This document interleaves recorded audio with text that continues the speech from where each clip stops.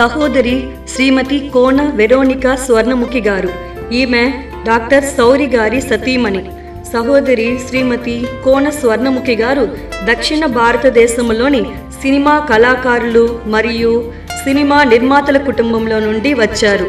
స్వర్ణముఖి గారి తండ్రి శ్రీ సంపతి భూపాల్ ప్రఖ్యాత సినీ డాన్స్ డైరెక్టర్ మరియు ఆమె తల్లి శ్రీమతి రజనీ భూపాల్ ప్రఖ్యాత సినీ నర్తకి.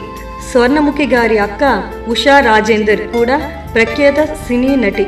ఆమె భర్త టి రాజేంద్రన్ ప్రఖ్యాత సినీ డైరెక్టర్, ప్రొడ్యూసర్. వారి కుమారుడు సింబు ఇప్పుడు సౌత్ ఇండియాలో ప్రముఖ హీరోగా నటిస్తున్నారు. స్వర్ణముఖి యొక్క భారతీయ సాంప్రదాయక నాట్యమైన భరతనాట్యమును వర్ణించడానికి శ్రేష్టమైనది, అమోఘమైనది, అతి మనోహరమైనది, పరవశింపజేసినది అను మాటలు చాలు. 2000 సంవత్సరముల క్రిందట హిందూ దేవాలయముల మీద చెక్కబడిన 108 నాట్య భంగిమలను ఆమె క్షుణ్ణముగా నేర్చుకున్నారు. ఆమె తమిళనాడు ప్రభుత్వముచే ఆస్థాన నర్తకిగా కూడా ఎన్నుకొనబడ్డారు. అతి ప్రతిష్టాత్మకమైన కలైమామణి బిరుదును తమిళనాడు ప్రభుత్వం ఆమెకు ప్రదానం చేసింది. 1977వ సంవత్సరంలో రోములో జరిగిన అంతర్జాతీయ సంగీత నాట్య ఉత్సవములలో మొదటి బహుమతిని కైవసం చేసుకున్నారు. ఆమె విరివిగా అంతర్జాతీయ నాట్య ప్రదర్శనలు ఇచ్చేవారు.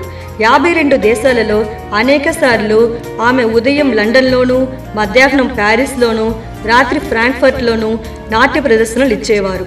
ప్రతి సంవత్సరము 3 నెలల కాలంలో 19 దేశాలలో నాట్య ప్రదర్శనలు ఇచ్చేవారు. ఆమె America, Canada, Russia, Britain, France, Germany, Singapore, Malaysia మరియు శ్రీలంకలోనూ నాట్య పాఠశాలలను నెలకొల్పారు. ఆమె నాట్య ప్రదర్శనలను రాష్ట్రపతులు, ప్రధానమంత్రులు మరియు ప్రపంచ ప్రసిద్ధిగాంచిన అనేక మంది గొప్ప నాయకులు మెచ్చుకున్నారు. ఆమె వివిధ దేశాలు సందర్శించినప్పుడు ఆయా దేశాల విమానాశ్రయాలలో ఎర్ర తివాచీలు పరిచి గుర్రాలు, సంగీత వాయిద్యాలతో స్వాగతం పలికేవారు. ఆమె యొక్క కళా నైపుణ్యమును మరియు జీవితాన్ని పలు ప్రభుత్వాలు డాక్యుమెంటరీ చిత్రాలుగా తీశారు. ఆమె అనేకమైన హిందీ, తమిళ, తెలుగు, మలయాళీ చిత్రాలలో తాను చేసిన నాగ నృత్యము మరియు నెమలి నృత్యములు చూపరులకు గగుర్పాటును కలిగిస్తాయి.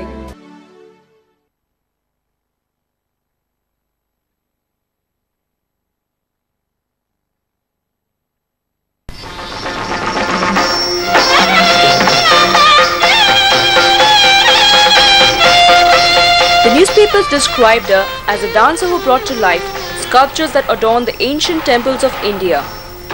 Exquisite, marvelous and captivating were words inadequate to describe her grace and form.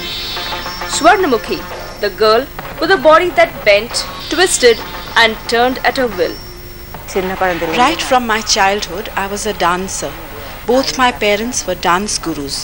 My father was the late Mr. Sampati Bhupal and my mother, Mrs. Ranjani Bhupal.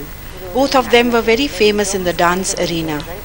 Bharatnatyam itself is a very difficult art form, of which the 108 karnas or dance poses are even more difficult. My father taught me to perform these with grace, expression and rhythm. Following in the footsteps of her illustrious father, Swarnamukhi soon became his most famous pupil. Traveling over 52 countries, performing this unique form of Bharatnatyam, her dances entertained presidents, heads of state and also won her many titles. In the year 1977, she was appointed the state dancer of Tamil Nadu and given the title Kalaimamani, the highest honor bestowed on any artist in the state. When I was getting so much of appreciation and popularity, I almost forgot myself. I was at the peak of my fame. My performances were very well received the world over. Normally, not every dancer will receive this kind of a reception. Swarnamukhi dedicated her life totally to the art form and thought her only vocation in life was to perfect it. Every dance performance brought her applause and appreciation. But when the lights went off and the curtains fell, Swarnamukhi was a very lonely person. There was a longing for something within me. I didn't know what it was, but no matter how much I danced, how much ever fame and popularity I got, that did not give me the ultimate satisfaction. She tried hard to shrug off that feeling of emptiness, but it would come back to haunt her time and again. Not knowing what to do, she just continued doing what she knew best, dance. But one day, her sister Usha told her about something that could change her life. She would come and tell us, "Look to the Lord of Lords and King of Kings for the forgiveness of your sins. He is the living God. Through Him we have salvation." When she told me this, I told her, "If you have become a Christian, don't try to make all of us Christians." And one day I got angry with her and told her to get lost. Swarnamukhi decided to ignore her sister, but when her mother decided to accept Jesus Christ as her Lord and Savior, she was nothing short of furious. She felt abandoned by this person who had taught her everything she believed in. She went to bed that night, hungry, angry, and with a question on her mind. Who can this true God be? What does He look like? I want to see Him. I want to talk to Him. I had these questions on my mind. Though Swarnamukhi didn't expect an immediate answer, that very night, to her amazement, she had an encounter with Jesus Christ Himself. In my dream, He revealed it to me so beautifully through Isaiah 54, 5 and 6. "Your Creator is your husband," He said. "The Lord of hosts is His name," He said. "The God of the whole earth shall He be called." So beautifully He spoke with me. Swarnamukhi now realized that her life was to take on a different direction. She decided to leave behind her passion, her fame, her only world she knew since the age of 4.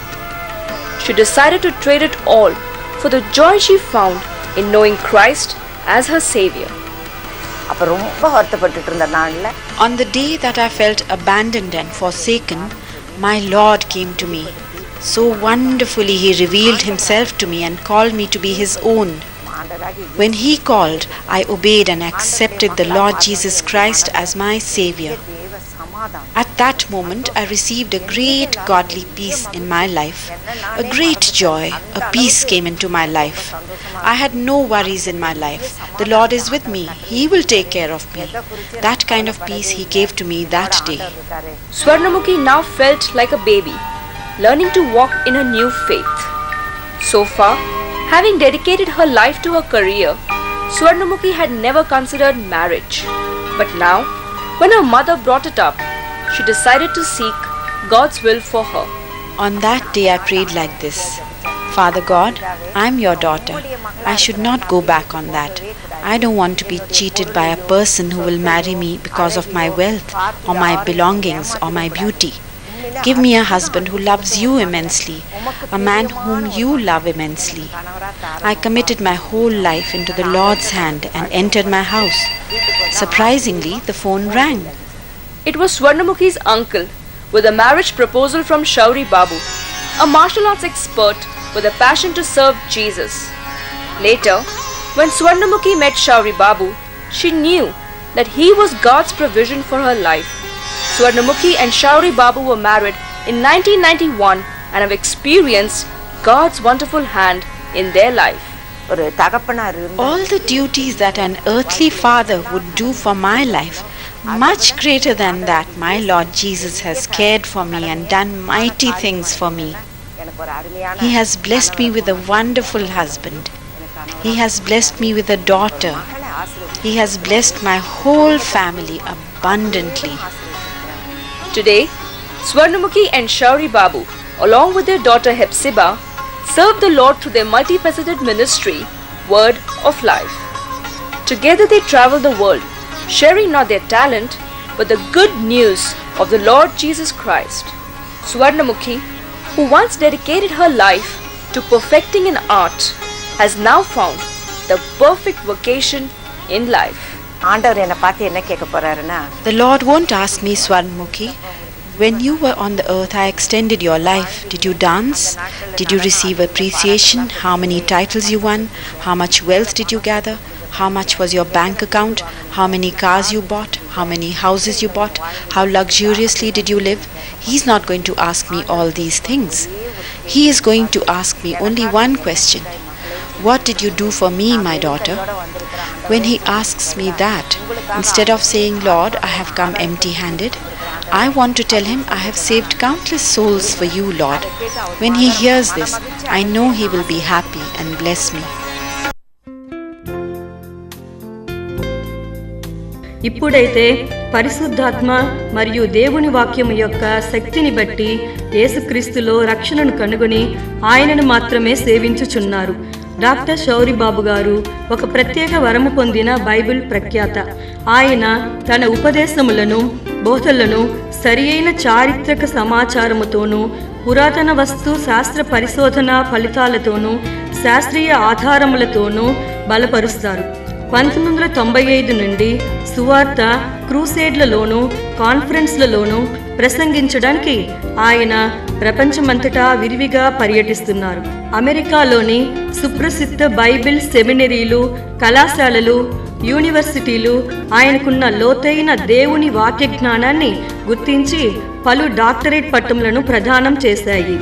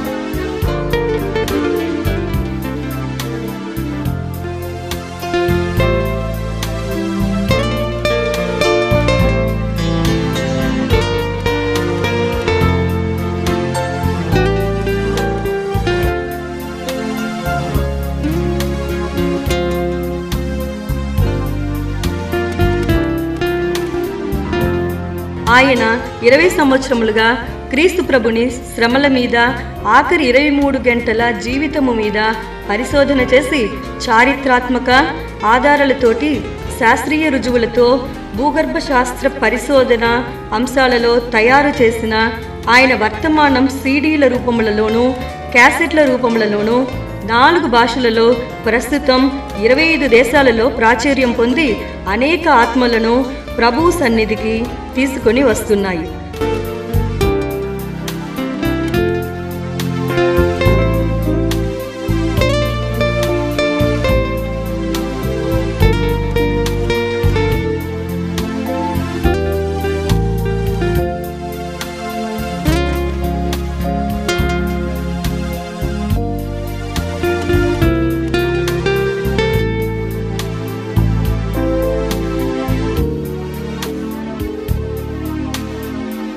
Doctor Souribabu గారు మరియు సహోదరి స్వర్ణముఖి గారిద్దరూ పేరు ప్రఖ్యాతులు, సంపాదన ఆకర్షణీయముగా ఉన్న తమ గత జీవితాన్ని పూర్తిగా విస్మరించి లోకమంతటా యేసుక్రీస్తు సువార్తను ప్రకటించడానికి తమ్ముని తాము సమర్పించుకున్నారు.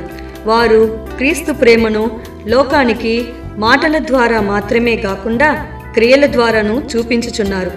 అనేకమైన పరిశుద్ధాత్మ వరములను పొందిన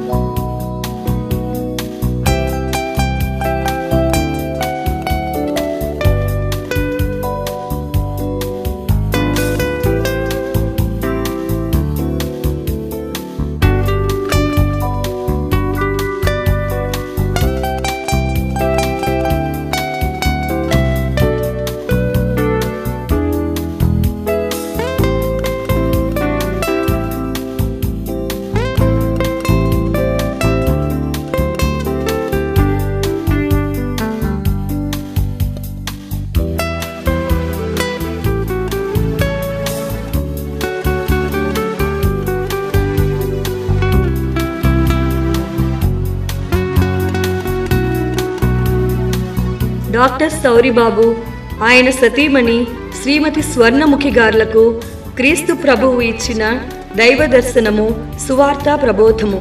జూన్ 10, 1994 సంవత్సరంలో word of life ministries India అనే సంస్థని స్థాపించి 80 మంది సువార్థికులు, 19 మంది సంఘ కాపరులు, 150 మంది స్వచ్ఛంద ప్రతినిధులతో భారతదేశంలోని పలు రాష్ట్రాలలో, మారుమూల గ్రామాల్లోనూ, కొండలలోనూ, పట్టణాల్లోనూ, ఆసుపత్రుల్లోనూ, జైళ్లలోనూ సువార్త ప్రకటించుచున్నారు. వారు 1991 సంవత్సరం నుండి ప్రతి మంగళవారం 200 మంది కుష్టు వ్యాధిగ్రస్తులకు మంచి పోషక ఆహారమును అందిస్తున్నారు. మరియు ప్రతి సంవత్సరం క్రిస్మస్ సందర్భంగా 500 మంది కుష్టు రోగులకు మంచి బట్టలు, micro rubber shoes, wheelchairs, మందులు పంచిపెడుతున్నారు.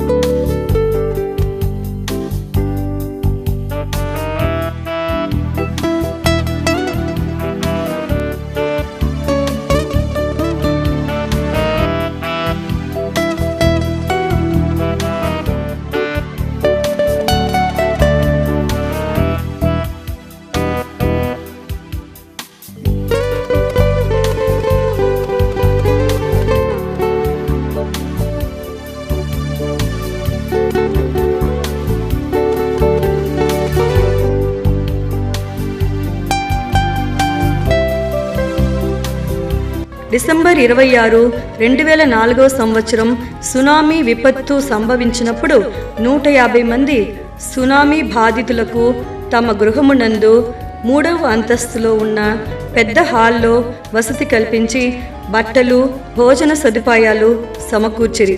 మరియు జనవరి 8, 2005న 300 మంది సునామీ బాధితులకు మంచములు, బియ్యము, పప్పులు, నూనె, వంట పాత్రలు పంచిపెట్టిరి.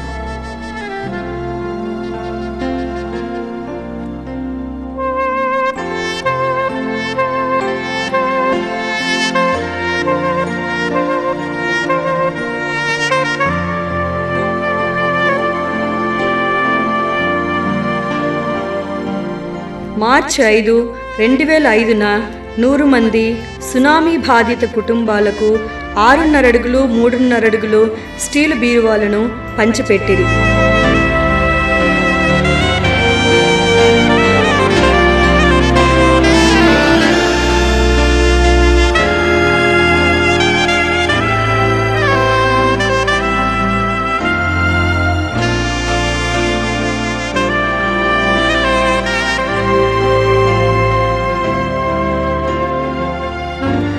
మరియు ప్రతి సంవత్సరం 100 మంది అనాథ పిల్లలకు స్కూల్ ఫీజులు, బట్టలు, స్కూల్ బుక్స్, షూస్, స్టేషనరీ సామాన్లు పంచిపెడుతున్నారు.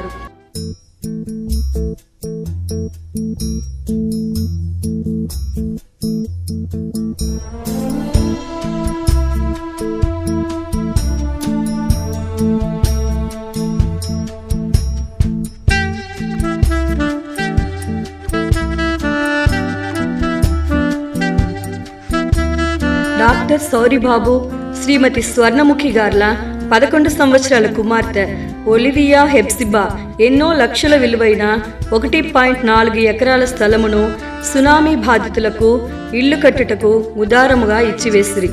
ఇప్పుడు ఆ స్థలంలో 50 మంది సునామీ బాధితుల కుటుంబాలకు ఇండ్లు మరియు ఒక ప్రార్థనా మందిరమును నిర్మిస్తున్నారు.